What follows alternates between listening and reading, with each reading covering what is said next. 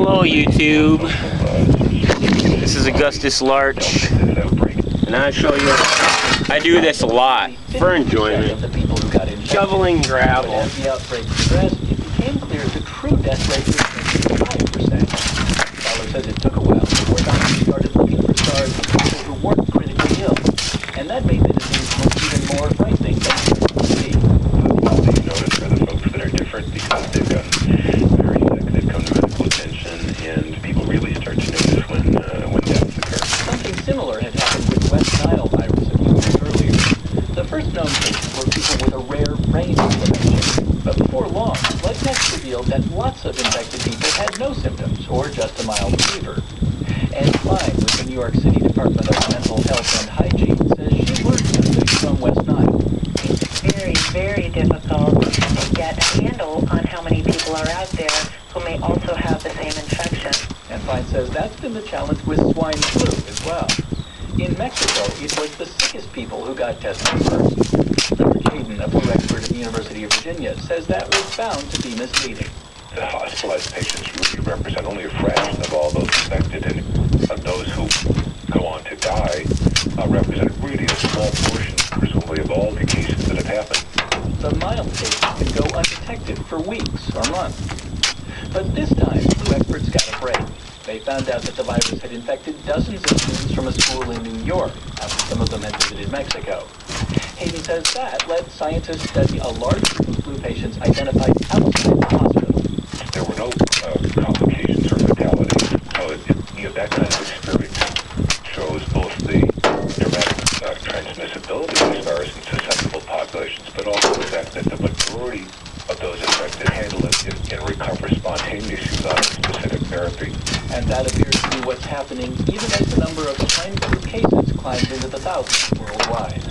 John Hamilton, NPR News. Well, coming up, a year after the earthquake in China's Sichuan province. So look at how the economy there is doing.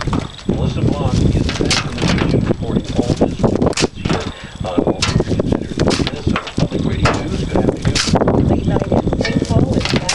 Minnesota Public Radio invites you out for drinks with Dan Shedard and his Big City Piano Bar show, featuring the Great American Songbook, Gershwin, Porter, and all the rest. It's a collection of bawdy ballads, torch songs, and show tunes from friends like John Hunter, Yolanda Bruce, Vern Sutton, Maria Jetty, and Jody Brisky.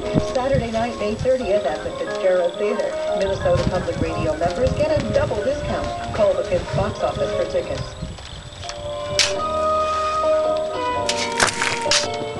Programs are supported by Minnesota State Colleges and Universities, educating 2/3 of undergraduates at 7 state universities and 25 community and technical colleges. Minnesota, we make it work. Online at mnscu.edu.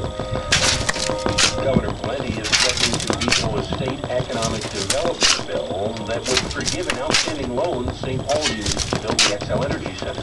The city wants to build a new public multi-use skating facility next to the existing arena. If the loan is forgiven, Plenty has vetoed previous attempts to remove that loan.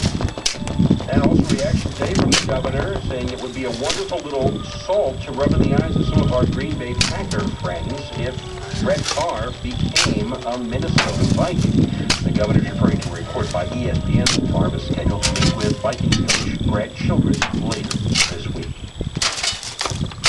This is All Things Considered from NPR News. I'm Michelle Norris. And I'm Robert Siegel. Our fellow host Melissa Block is reporting from Sichuan, China this week. The region hit by a magnitude 7.9 earthquake last year.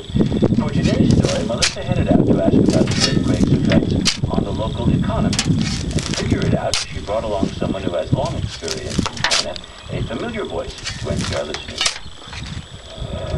I'm standing right now at the bus station in the city of Mianyang, and I'm joined by NPR's Beijing correspondent, Anthony Kuhn. Anthony, good to have you back. Great to join you here, Melissa. And the reason we've come to this bus station, we should explain to Anthony Kuhn about what the economic impact of the earthquake has been here in Sichuan. Huge numbers of people and industries affected, and we've come here to check out who might be coming home to look for work. Yes, if you just look around, you can see all these people with duffels and satchels. Obviously, labor is on the move, and so I think we can get a sense here of what jobs there are for people to go out and find. Okay, here's a man right over here. Good talk to you. name is Jonathan Young. He's a migrant worker doing construction. He's from here in Sichuan, but he just got back a couple of days ago from Inner Mongolia, where he was trying to find work. That a lot of the construction sites just couldn't get started in Inner Mongolia. The money wasn't coming in for the projects.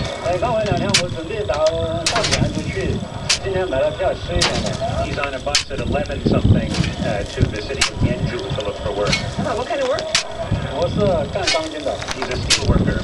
Well, it would seem like there would be a lot of that kind of work right now with all the rebuilding going on after the earthquake. He's very confident he can find something. There's definitely work to be done in Sichuan now. I think there are a lot of places in China, like Inner Mongolia, where Mr. Zhang went, where construction projects are just standing idle because the investment money has not come in. At the same time, in Sichuan, there are endless housing projects and factories to be rebuilt. And I think a lot of the migrant workers who have gone out to the coast or other parts of China before are now going to be looking for opportunities closer to home.